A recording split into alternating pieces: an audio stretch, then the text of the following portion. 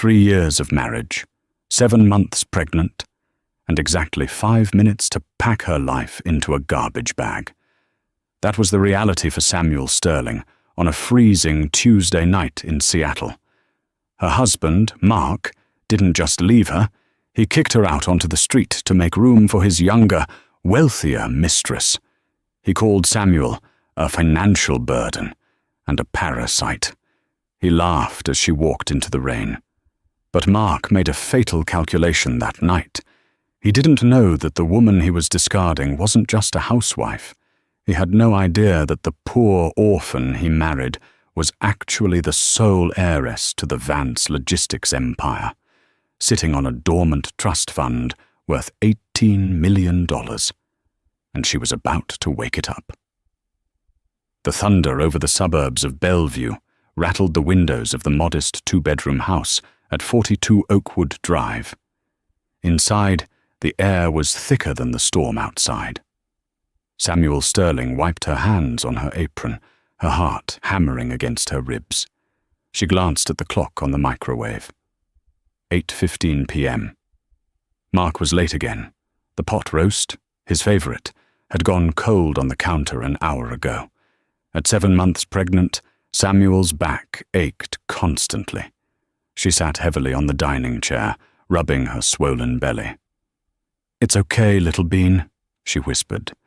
"Daddy's just working hard for us." She wanted to believe that. She needed to believe that. For the past 6 months, Mark had been distant. He was a mid-level marketing manager at a tech firm, obsessed with appearances and status. Samuel, who worked as a freelance copy editor and handled all the household chores, had lately become invisible to him. Or worse, an irritation. The sound of the front door unlocking made her jump. She put on her best smile and waddled toward the hallway. "Mark, you're home. I kept dinner Samuel stopped. Mark wasn't alone. Standing next to him, shaking a wet designer umbrella onto Samuel's freshly mopped floor, was Jessica Thorne. Samuel knew her. Jessica was the new account executive at Mark's firm.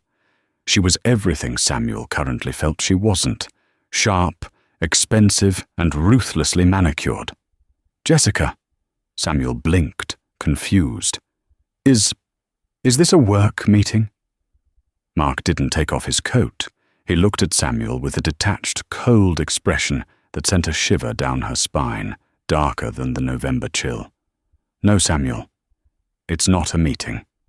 Mark stepped forward, placing a hand on the small of Jessica's back. "We need to talk. Sit down." Samuel didn't move. "Why is she here, Mark?" "Because this concerns her," Mark said, his voice flat. "I'm done, Samuel. I want a divorce." The world seemed to tilt on its axis. "What?" "Mark, I'm having our son in 2 months. You can't be serious." "I am deadly serious," Mark snapped, his patience evaporating. "Look at you, Samuel. Look at this house. It's depressing. I'm rising in the company. I need a partner who fits my trajectory, not someone who sits around in sweatpants counting coupons." Jessica smirked, looking around the living room with disdain. "Mark told me you were pathetic, but he didn't mention the smell. Is that pot roast? God, how 1950s. I supported you while you got your MBA. Samuel's voice shook, tears welling in her eyes. I paid the rent for 2 years while you were an intern. How can you do this? That's ancient history, Mark dismissed her, pulling an envelope from his jacket pocket. This house is in my name. I bought it before we married. I've spoken to my lawyer. You have no claim to it. You're kicking me out? Samuel gasped, clutching her stomach. Tonight? It's pouring rain, Mark. Jessica is moving in tonight, Mark stated, as if discussing a furniture delivery. I don't want you here when we wake up. You have, let's say, until Jessica finishes her glass of wine to get your things. Samuel looked at the man she had loved for 4 years, the man she had hidden her true self from because she wanted to be sure, absolutely sure, that he loved her for her, not her background. "You're making a mistake, Mark," Samuel said quietly. The tears stopped. A strange, cold clarity washed over her. "The only mistake I made was marrying a nobody with zero ambition," Mark sneered. "Here." He threw a wad of cash onto the floor. It scattered near her feet. "That's $500. Take a cab to a motel. Don't come back." Jessica laughed, a tinkling, cruel sound. "Take the money, honey. You're going to need diapers." Samuel looked at the money. Then she looked at Mark. She didn't bend down to pick it up. "I don't want your money, Mark." "Suit yourself." He turned his back on her, walking Jessica toward the master bedroom. Their bedroom. "You have 10 minutes before I call the police for trespassing." Samuel moved mechanically. She went to the guest room, grabbed a duffel bag, and packed the essentials. 2 changes of clothes, her prenatal vitamins, her laptop, and a small, battered leather journal she had kept hidden in the back of her sock drawer. She walked to the front door. Mark and Jessica were already popping a bottle of champagne in the kitchen. "Goodbye, Mark," Samuel said softly. He didn't even turn around. Samuel stepped out into the freezing rain, the door slamming shut behind her. The sound echoed like a gunshot, signaling the death of her old life. She stood on the curb, soaked to the bone within seconds, looking back at the warm glow of the windows. She was homeless. She was pregnant. But as she gripped the handle of her bag, Samuel Sterling reached into her pocket and pulled out a phone. She didn't call a taxi. She dialed a number she hadn't used in 5 years. The rain blurred the neon sign of the Starlight Motel, a run-down establishment on the outskirts of the city, known for hourly rates and thin walls. It was the only place within walking distance. Samuel sat on the edge of the sagging mattress in room 104. The room smelled of stale cigarettes and lemon cleaner. Her clothes were dripping onto the carpet.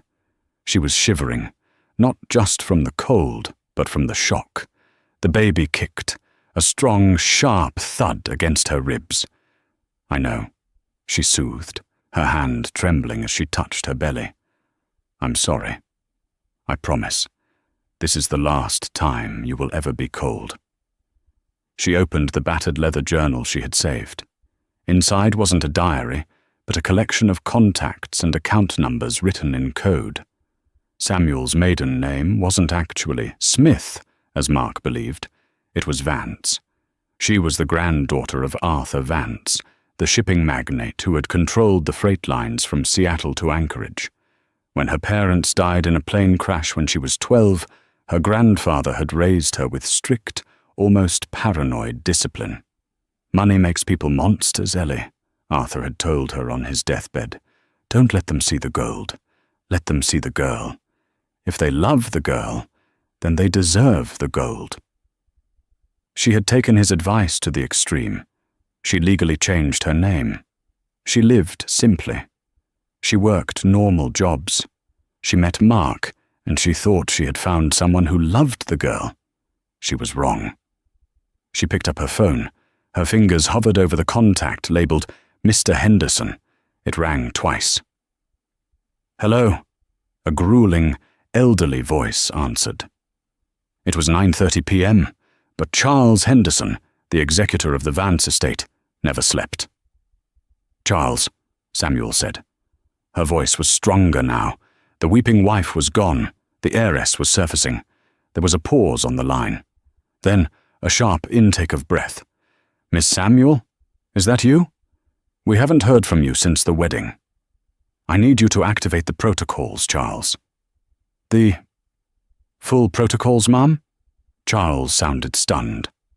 "That involves unfreezing the primary holding accounts. The liquidity alone is substantial. Has something happened?" "Mark threw me out," Samuel said, staring at the water stain on the ceiling. He moved his mistress in. He left his unborn son on the street in the rain. "Good God," Charles whispered. The lawyer in him instantly took over. "Where are you? I'm sending the car. I'm sending the security team. No, Samuel stopped him. Not yet. I need to handle this my way. If I show up in a limousine now, he'll just fight me for the money. He'll try to get custody just for the child support. Smart, Charles agreed. The prenup you insisted on, the one he refused to sign because he thought you were poor, actually works in your favor now. He has no claim to your premarital assets, provided we can prove the timeline. I need access to the emergency funds tonight, Charles, just enough to get a safe apartment. But Charles... Yes, Miss Samuel. I want to know everything about Mark's company. TechCore Solutions, right? I believe so. It's a mid-sized firm. Why? Who owns the building they operate in? Charles typed furiously on a keyboard in the background. Give me a moment. It looks like a commercial real estate group called Apex Holdings. And who owns Apex Holdings, Charles? A pause.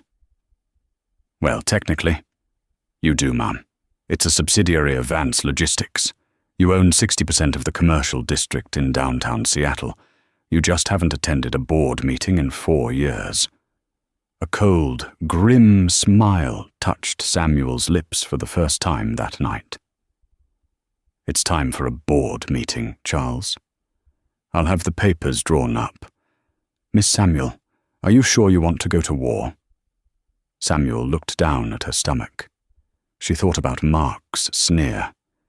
She thought about Jessica drinking champagne in the house Samuel had cleaned, cooked in, and made a home. He wanted a woman with ambition, Samuel said softly. I'm going to show him exactly what ambition looks like. Release $50,000 to my debit card. And Charles, buy the debt on Mark's car. I want to be the one holding the title. Consider it done. Welcome back, Miss Vance. Samuel hung up. She stood up and walked to the dirty bathroom mirror. Her mascara was running. Her hair was a mess, and she looked exhausted. But the eyes staring back weren't the eyes of a victim anymore. She washed her face. She took a deep breath. The next morning, Mark Sterling would wake up thinking he had successfully trimmed the fat from his life. He would go to work, laugh with Jessica, and brag to his buddies. He didn't know that the fat he trimmed was the only thing keeping him afloat. The game had changed, and Mark was playing checkers while Samuel owned the chessboard. The sun streamed into the master bedroom of 42 Oakwood Drive, hitting Mark Sterling in the face. He groaned, rolling over to reach for Samuel. His hand hit empty space. For a split second, panic flared in his chest. Habit. Then, memory washed over him. He wasn't married to the dowdy pregnant burden anymore. He was free. He smiled, stretching his arms. Beside him, Jessica was still asleep, her blonde hair fanned out over the pillow like a halo. Finally, Mark muttered to himself. A life worth living. He got out of bed, expecting the smell of coffee and bacon. That was Samuel's routine. Up at 6 a.m., breakfast on the table by 7 wars. But the kitchen was silent and cold. The sink was piled high with dirty champagne flutes and takeout containers from the night before. Mark frowned. He opened the fridge. Empty, except for a bottle of expensive sparkling water and a tub of yogurt. Babe? Jessica's voice drifted from the bedroom, groggy and demanding. Mark? Can you bring me a latte? Soy milk, no foam. Mark suppressed a sigh. We don't have an espresso machine, Jess. Samuel just used a drip pot. Ugh. Jessica appeared in the doorway, wrapped in Samuel's favorite silk robe, one Mark had bought her for an anniversary 2 years ago. Seeing Jessica in it felt strange, but Mark pushed the guilt down. Well, we need to buy one, and we need to get rid of this furniture.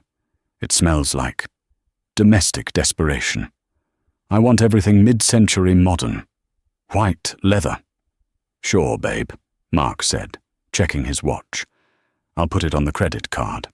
I'm expecting that promotion to senior director next week anyway. The raise will cover it." "It better," Jessica said, walking past the mess in the kitchen without lifting a finger. "I'm not living in a dump." While Mark was scraping together a meager breakfast of toast and instant coffee across the city, a very different morning was unfolding. The Four Seasons Hotel in downtown Seattle, the presidential suite. Samuel sat on a velvet chaise lounge overlooking the Puget Sound. The rain had stopped, leaving the city scrubbed clean and bright. She wore a plush white bathrobe, but unlike the one Jessica was currently wearing, this one cost more than Mark's car. A knock came at the door. "Enter," Samuel said calmly. A team of 3 people walked in. First was Charles Henderson, her lawyer.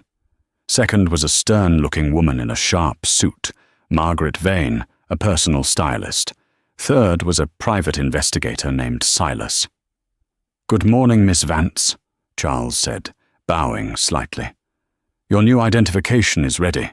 The bank accounts are unfrozen. The total liquid assets available to you immediately are 18 million, with the remaining trust assets in real estate and stocks totaling, well, significantly more." Samuel took the black debit card Charles offered. It felt heavy, cold. "Thank you, Charles. And the housing situation?" "The penthouse at the Meridian Tower is being prepped. It's fully furnished. You can move in tonight." Samuel nodded, turning to the stylist. "Margaret, I need a new wardrobe. Nothing that looks like a suburban housewife. I need armor. I want to look like I own the building, not like I'm visiting it." Margaret nodded, eyeing Samuel's pregnant form. "We can do high-fashion maternity, structured blazers, tailored dresses, power colors, navy, black, emerald. By the time I'm done with you, no one will dare interrupt you." "Good." Samuel turned to Silas, the PI. "What do you have?" Silas placed a folder on the coffee table. "Photos of Mark and Jessica this morning. They threw out 3 bags of your clothes. They're currently browsing furniture online. Mark applied for a credit limit increase on his Visa card at 8:45 a.m. Did he get it?" "No," Silas smirked, "because the co-signer on that card was you, and since you flagged your credit as compromised last night per Charles's instructions, the bank froze the account." Samuel took a sip of her herbal tea. "He's going to be embarrassed when he tries to pay for lunch." "There's more," Silas said. "Mark is under the impression he is getting a promotion, but I dug into TechCore's internal communications. His boss, David Ross, is actually looking to downsize the marketing department. Mark isn't in line for a promotion. He's on the short list for a layoff." Samuel's eyes narrowed. "No, we can't let him be laid off. Not yet." Charles looked confused. "Why not? Let him lose his job. Ideally, he ends up on the street." "If he loses his job now, he's just a victim of the economy," Samuel said, standing up. She walked to the window. "He'll blame bad luck. He'll play the martyr. I don't want him to be a victim. I want him to be a failure. I want him to know that he had everything and lost it because of his own incompetence." She turned back to the group, her eyes blazing. "Charles, you said Vance Logistics owns the building TechCore operates in?" "Yes, Miss Vance. We hold the lease." "And the lease is up for renewal next month, isn't it?" "It is." "Contact TechCore's CEO. Tell him that Apex Holdings, my company, is reviewing the tenancy. Tell them we are sending a special consultant to audit their efficiency before we agree to renew the lease. And tell them," Samuel smiled, a dangerous, shark-like smile. "Tell them the consultant's name is Samuel Vance, but don't send a photo." Charles's eyes widened. "You're going in there?" "I'm going to become his boss, Charles. I'm going to make him work for me. And when he fails, I'm going to be the one to fire him." 3 days later, The atmosphere at 42 Oakwood Drive was toxic. "Card declined," Jessica screeched, standing in the middle of a high-end furniture store. "Mark, this is humiliating. The sales clerk is looking at me like I'm a pauper." Mark was sweating profusely, talking into his cell phone. "I don't understand. I pay the bill every month. What do you mean, security freeze? Who authorized it?" "The primary account holder, sir," the bank representative said blandly. "Mrs. Samuel Sterling." Mark hung up, his face red with rage. "That witch!" he hissed. "She froze the joint cards." "You said she was a nobody," Jessica snapped. "You said she was a broke orphan. How does she have the power to freeze your accounts?" "It's just a technicality," Mark lied, trying to grab Jessica's arm. She pulled away. "I'll fix it. I'll transfer money from my savings." But when Mark checked his savings, he felt a knot in his stomach. The divorce lawyer he had retained, a shark named Heavy Hitter, required a $10,000 retainer. Jessica's tastes over the last 3 days had cost another $3,000. He was bleeding cash. "Just, let's come back later," Mark muttered, guiding a fuming Jessica out of the store. They walked to the parking lot. Mark pressed the unlock button on his key fob for his BMW 5 Series. Nothing happened. He pressed it again. Nothing. "Oh my God, Mark," Jessica groaned. "Does anything in your life actually work?" Mark walked up to the car.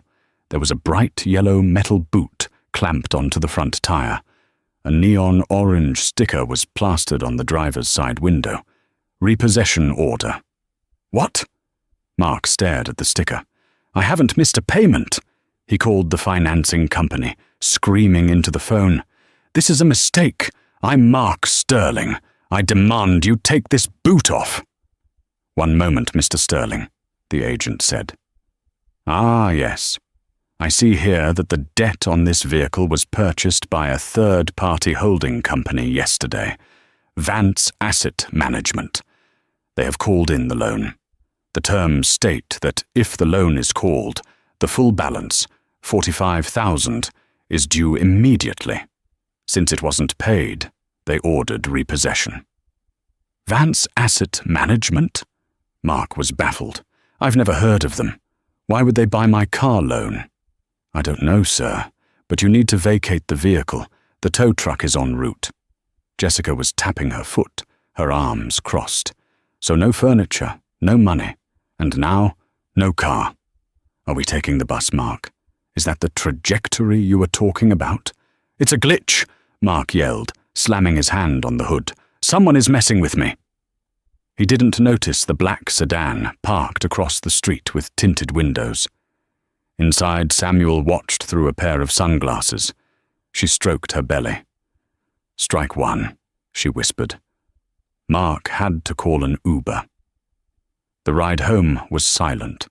When they got back, Jessica went straight to the bedroom and slammed the door. Mark sat on the couch, the old sagging couch he hated, and put his head in his hands. He needed a win. He needed that promotion at work. If he got the senior director position, the bonus would clear the car debt and get Jessica off his back. His phone buzzed. An email from work. Subject: urgent. All staff meeting from David Ross, CEO Tech Core Team. Please assemble in the main conference room tomorrow at 9 a.m. sharp. Our building landlords, Apex Holdings, are conducting a high-level audit of our operations. This audit will determine if our lease is renewed. The representative from Apex, Ms. Vance, will be observing all departments. Appearance and performance are critical. Mark, I need you to lead the presentation on our Q4 marketing strategy.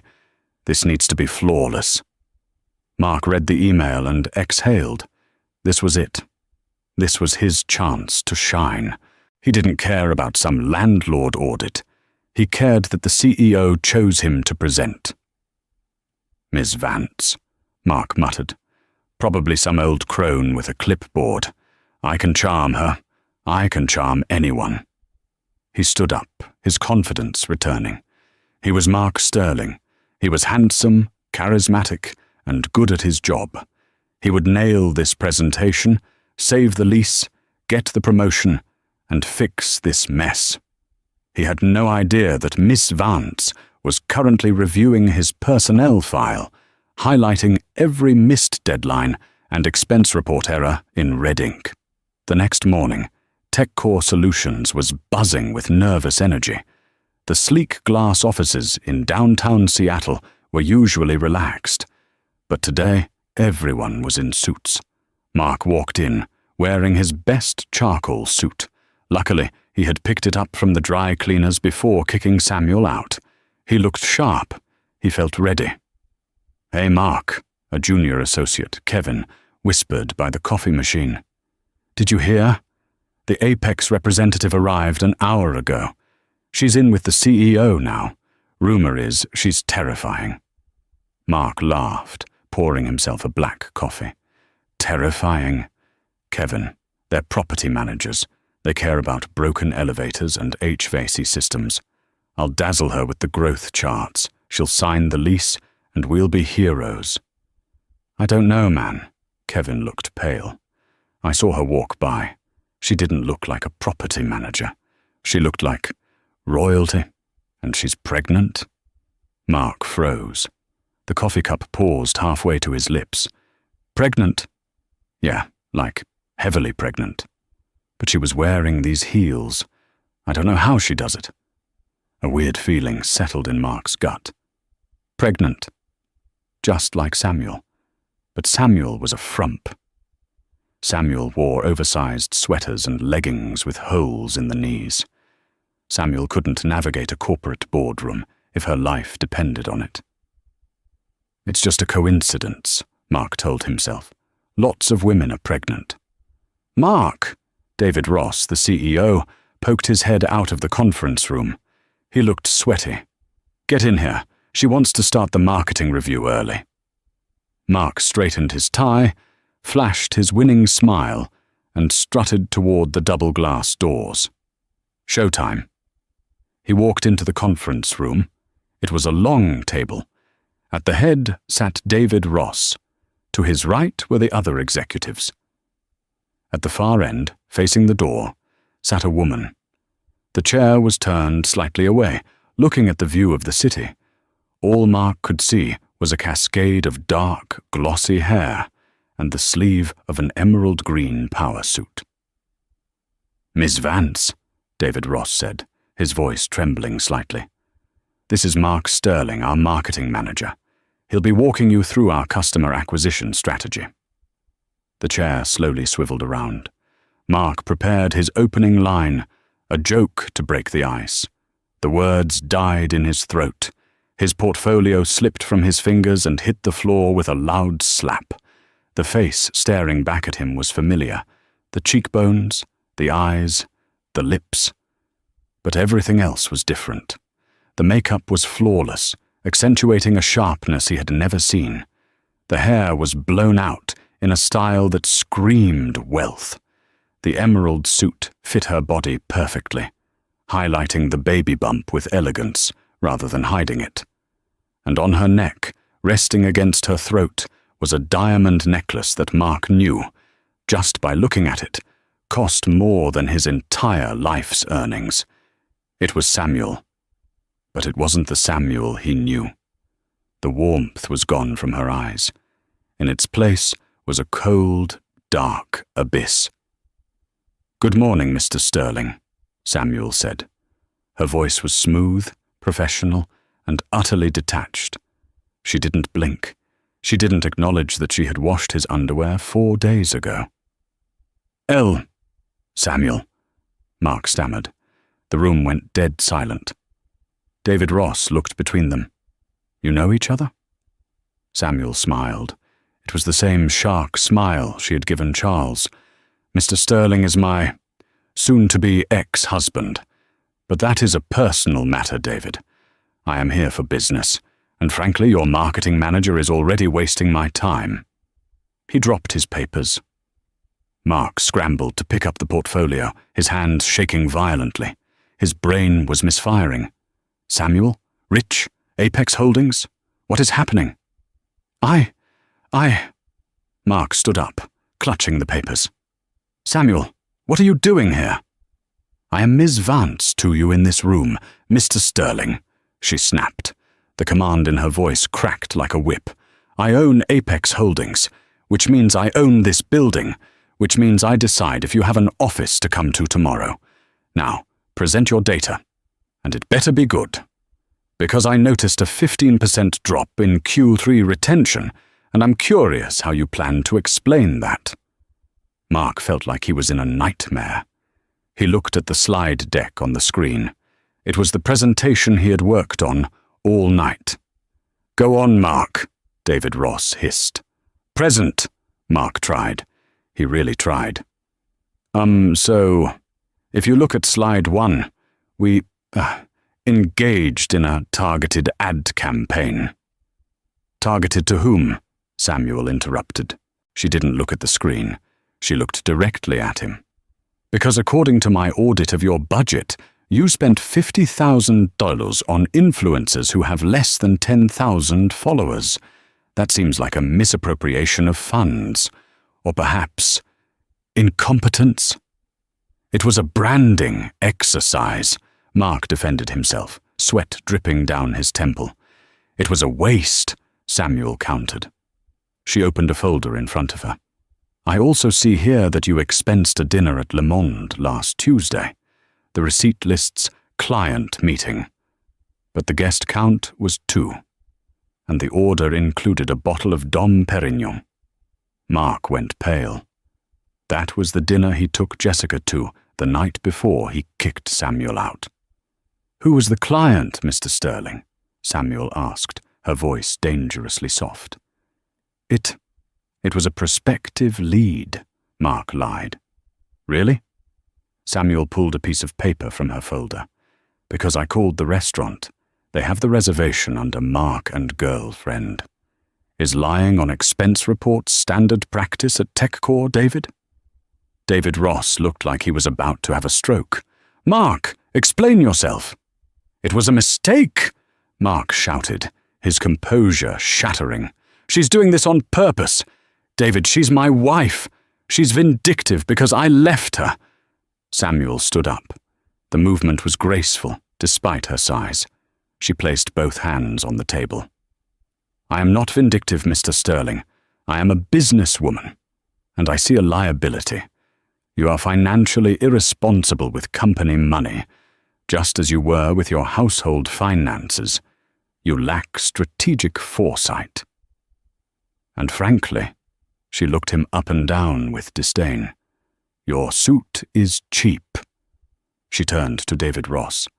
David, I am willing to renew the lease for TechCore, but I have conditions. Apex Holdings requires that all tenant companies maintain a high standard of ethical employment. We cannot house companies that employ liars or thieves. David Ross didn't hesitate, not even for a second. Mark, David said, his voice cold. Pack your things. What? Mark gasped. You can't fire me. I've been here 5 years. You falsified expense reports, David said. That's cause for immediate termination. Get out. Security will escort you. Mark looked at Samuel. He wanted to scream. He wanted to beg. But the woman looking back at him wasn't his wife. She was a titan. You ruined me, Mark whispered. Samuel leaned in close, so only he could hear. You threw me out in the rain, Mark. I just returned the favor. Now get out of my building. Security escorted Mark out of the TechCore building. They didn't let him pack his personal items. They handed him a cardboard box with his mug and a framed photo of Jessica. He stood on the sidewalk, the bustling city moving around him, feeling completely numb. He checked his phone. 11:30 a.m. He had no job, no car, his credit cards were frozen, and he had to go home and tell Jessica. Mark walked. It took him 2 hours to get back to Bellevue on foot and by bus, a mode of transport he hadn't used since college. By the time he unlocked the front door of 42 Oakwood Drive, he was sweaty, disheveled, and furious. He expected to find Jessica angry about the car. Instead, he found the front door wide open. Jess? He walked in. The living room was empty, literally. The TV was gone. The few pieces of nice furniture he owned were gone. Even the decorative lamps were missing. He ran to the bedroom. Jessica was there, aggressively stuffing her clothes into 3 large suitcases. A man Mark didn't recognize, a muscular guy in a tight t-shirt, was carrying Mark's expensive golf clubs out the door. "What is going on?" Mark yelled. "Who is this guy? Why are you packing?" Jessica didn't look up. She zipped a suitcase shut with a violent yank. "I'm leaving, Mark. Obviously. Leaving? Because of the car? Babe, it's a misunderstanding. I can fix it." Jessica spun around, her eyes cold. "It's not just the car, Mark. I saw the news." "What news?" She pulled out her phone and shoved it in his face. It was a push notification from the Seattle Business Chronicle. The headline read, "Vance Harris retakes control. Samuel Vance ousts TechCore management in surprise audit." The article detailed everything. Samuel's true identity, the $18 million trust fund, the commercial empire, and in a humiliating footnote, it mentioned that the former husband was removed from the premises for financial misconduct. "You knew," Jessica hissed. "You must have known she was rich." "I didn't," Mark stammered. "I swear, she told me she was an orphan with nothing." "Then you're an idiot," Jessica scoffed. "You threw away $18 million for..." "What? For a marketing salary? And now you don't even have that. I called your office, Mark. They told me you were fired for fraud." "I was framed." "I don't care," Jessica screamed. "I'm not staying with a broke, jobless loser who is about to get sued by a billionaire. Do you have any idea how bad this looks for my brand?" Mark felt the room spin. "But I thought you loved me. We were going to build a life." Jessica laughed.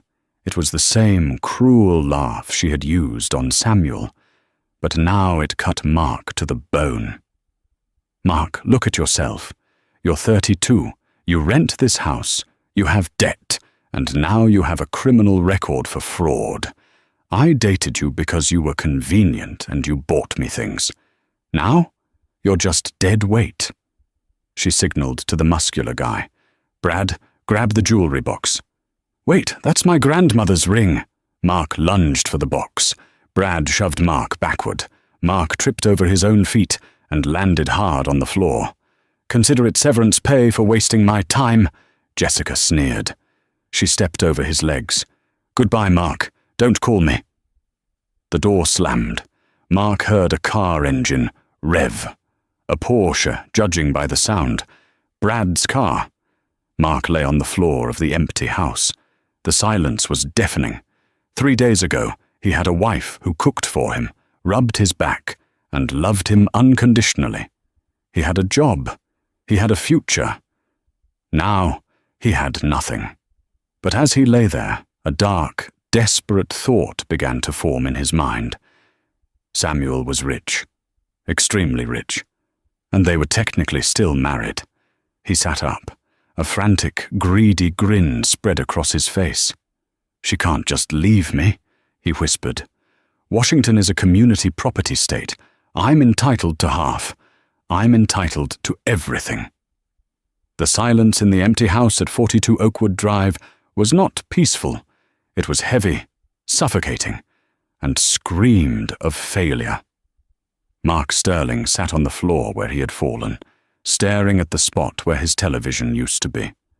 The dust outlines of his former life were the only furniture left. Jessica was gone. The BMW was gone. His job was gone. For 48 hours, Mark existed in a fugue state of self-pity and rage. He drank tap water because he couldn't afford bottled.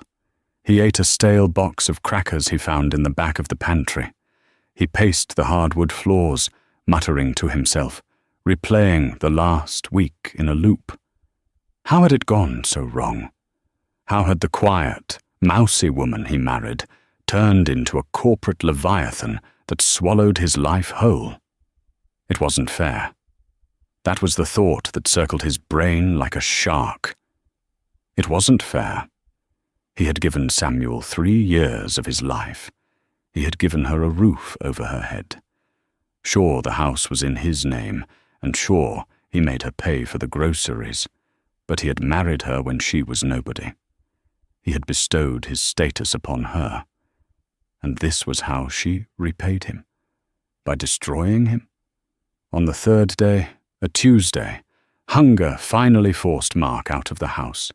He walked to the public library 4 miles away to use the free internet, as his phone data had been cut off.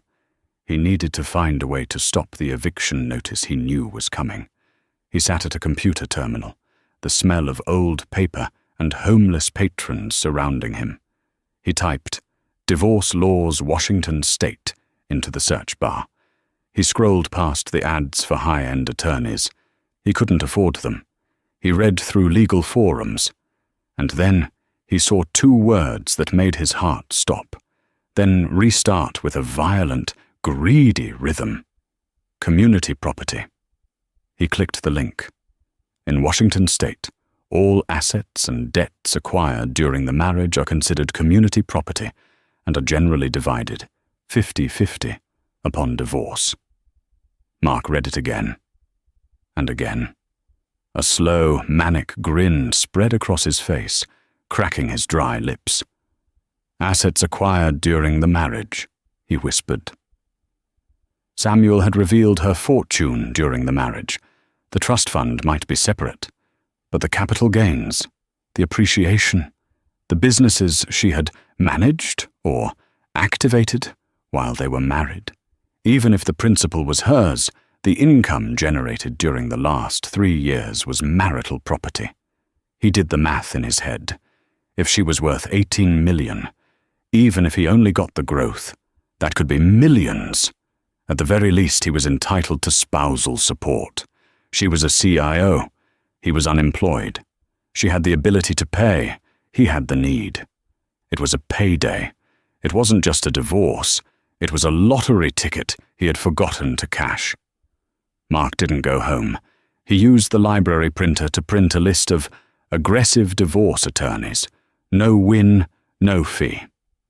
Most were personal injury lawyers pivoting to family law, the bottom feeders of the legal world. He circled one name, Saul Piker. The ad featured a man pointing a finger at the camera with the slogan, "They took your heart, we'll take their wallet." It was exactly what Mark needed.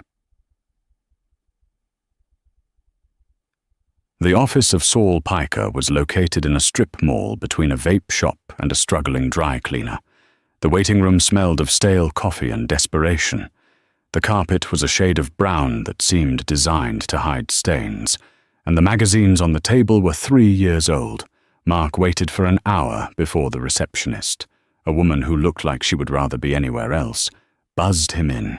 Saul Piker was a short, round man with a comb-over that defied physics and a suit that shone under the fluorescent lights. He didn't shake Mark's hand.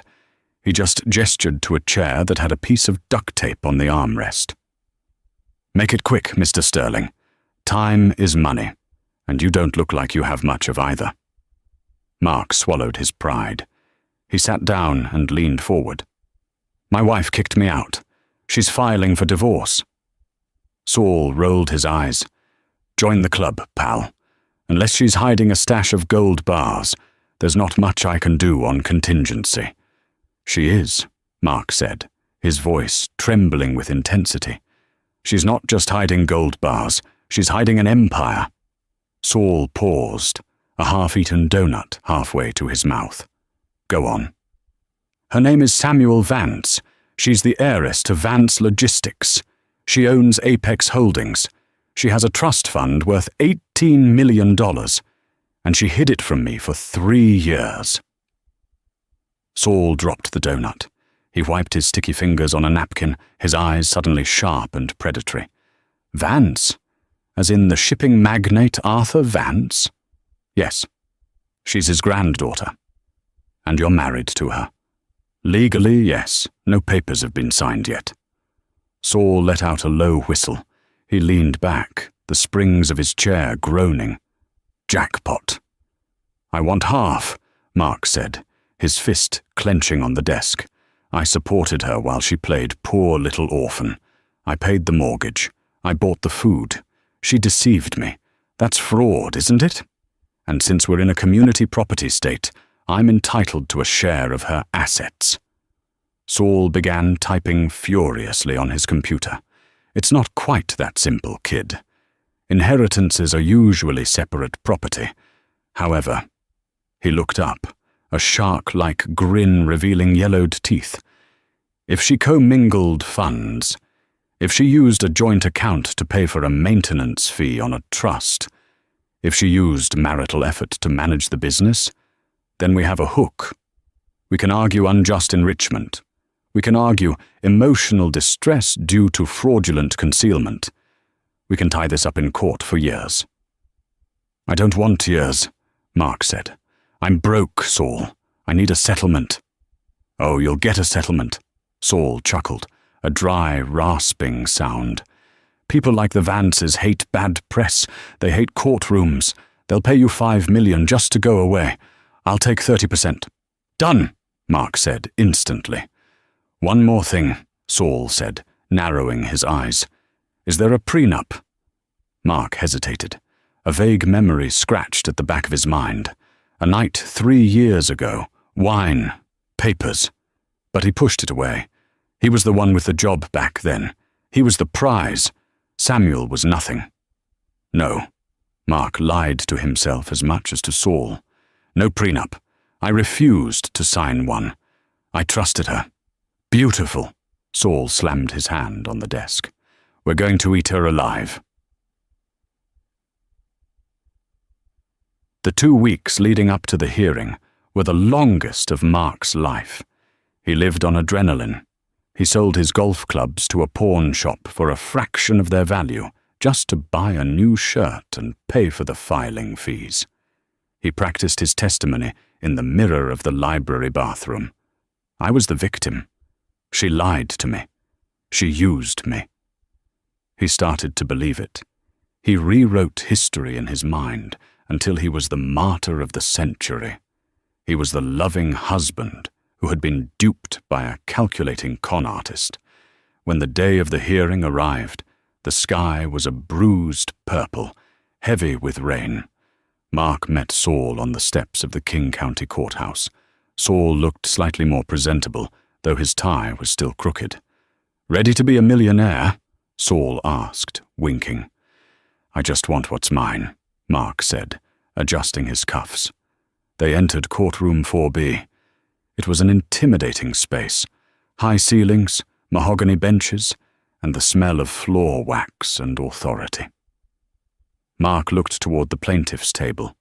His breath hitched. Samuel was there.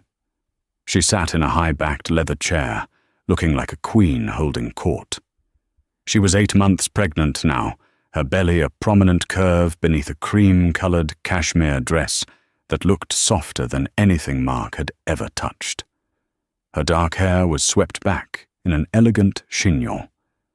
She was whispering to Charles Henderson, the terrifyingly efficient executor of the Vance estate. Behind them sat 2 other lawyers in suits that cost more than Mark's annual salary at TechCore. Mark felt a sudden, sharp pang of inferiority. He sat at his table, which felt smaller, lower. Saul opened his briefcase, which was overflowing with disorganized papers.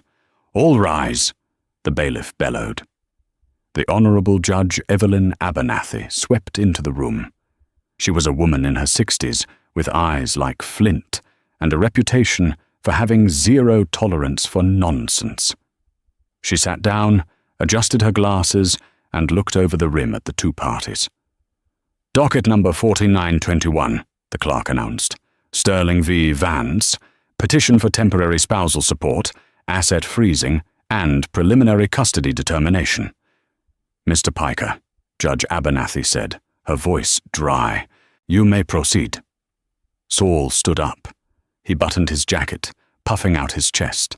He launched into the theatrical performance Mark had hired him for. "Your Honor, we stand before you today to right a grievous wrong. My client, Mark Sterling, is a hard-working man who dedicated himself to his marriage. For 3 years he was the sole provider. He put food on the table. He paid the mortgage. He supported his wife with love and devotion." Saul pointed a dramatic finger at Samuel, who didn't even blink. Unbeknownst to him, the defendant was sitting on a mountain of gold. She possessed an $18 million fortune that she deliberately, maliciously concealed. She lived off his toil while hoarding her wealth. And now that she has tired of him, she has discarded him like trash, using her vast resources to get him fired from his job and blacklisted in his industry. We are asking for an immediate freezing of the Vance Trust assets to prevent capital flight and a temporary spousal support order of $20,000 per month, pending a full audit for a 50-50 community property split. Mark nodded solemnly. It sounded good. It sounded right. Judge Abernathy turned her gaze to the defense table. "Mr. Henderson." Charles Henderson stood up. He didn't puff out his chest. He didn't use dramatic hand gestures. He moved with the quiet lethality of a man who held all the aces. "Your Honor," Charles said, his voice calm and resonant, "Mr. Piker's opening statement is a work of fiction that would be entertaining if it weren't so wasteful of this court's time." "Objection," Saul shouted. "Argumentative." "Overruled," the judge said. "Continue, Mr. Henderson." "Mr. Sterling claims he was the sole provider," Charles said, picking up a document.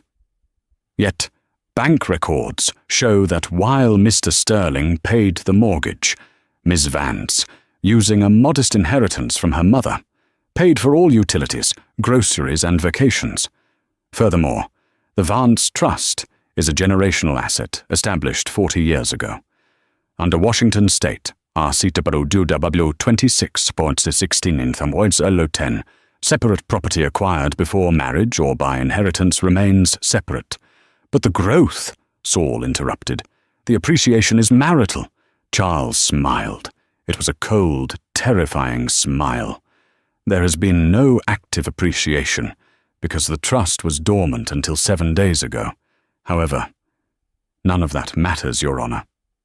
Charles reached into his briefcase and pulled out a single, blue-bound document. "It doesn't matter because of this." Mark frowned.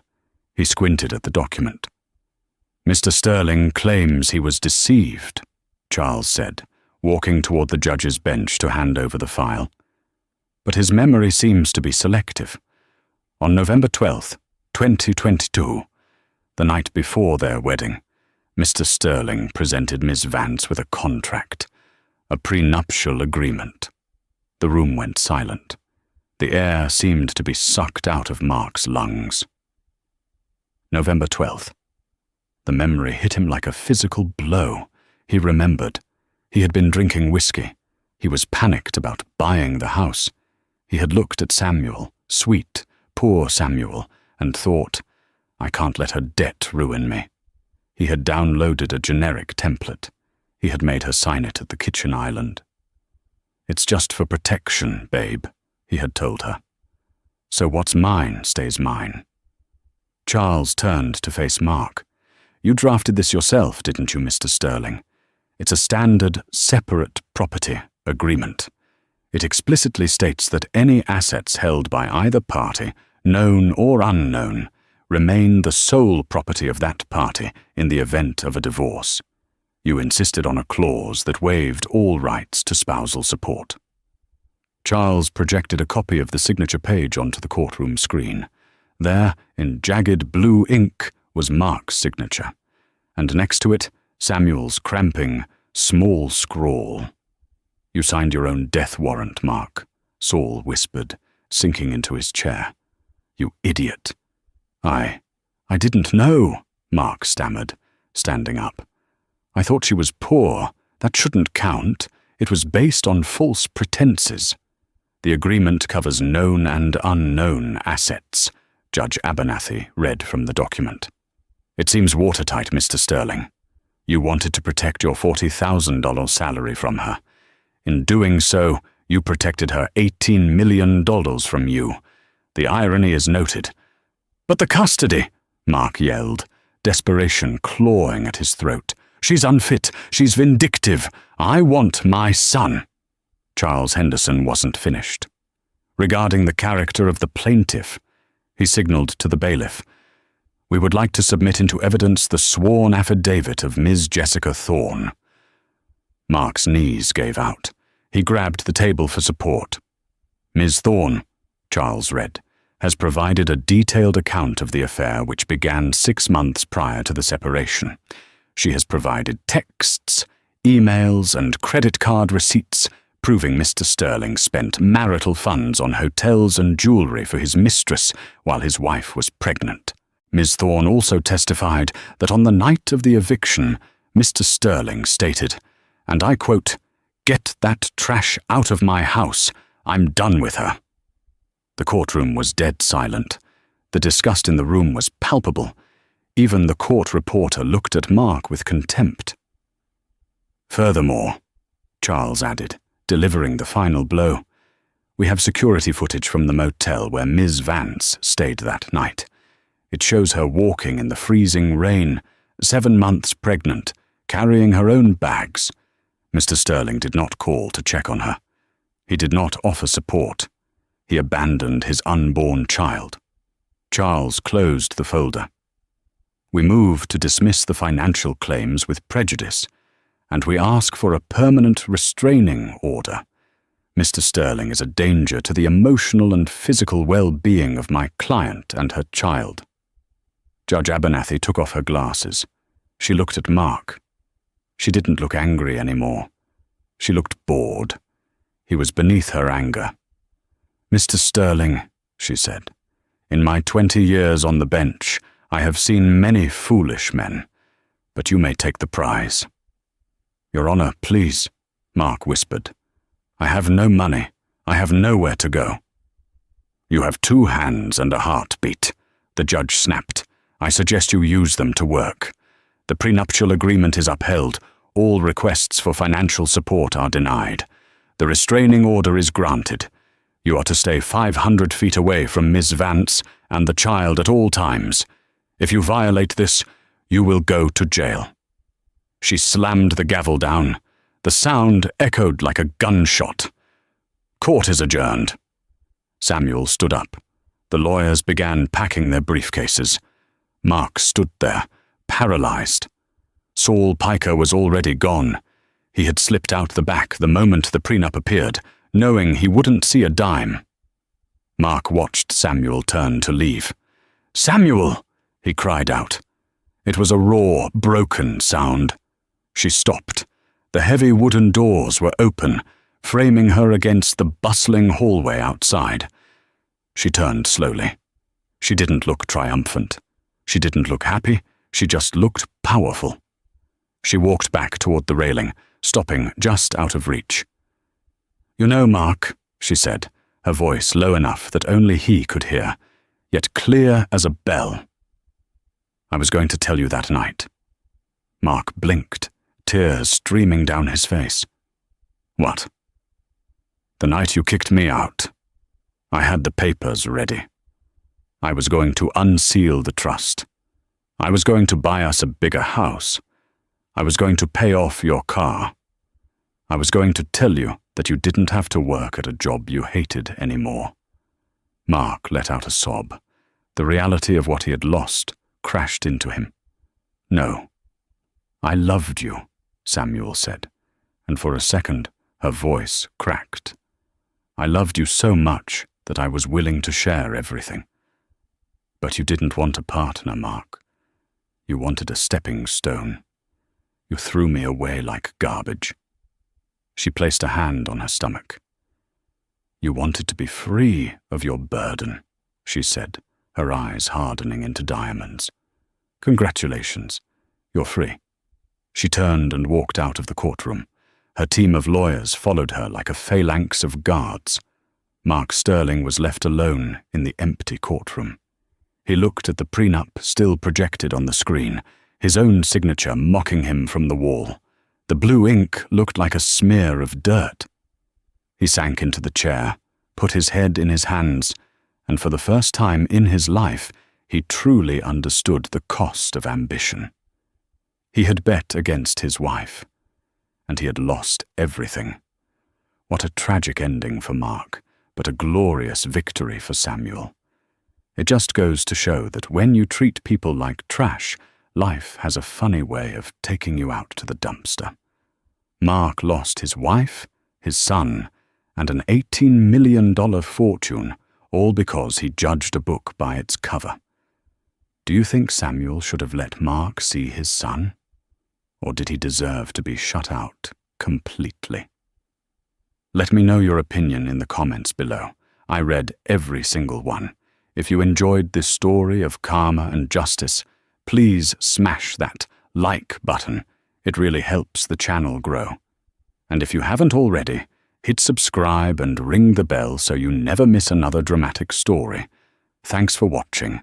And remember, be careful who you step on, because they might be the one holding the ladder later. See you in the next video.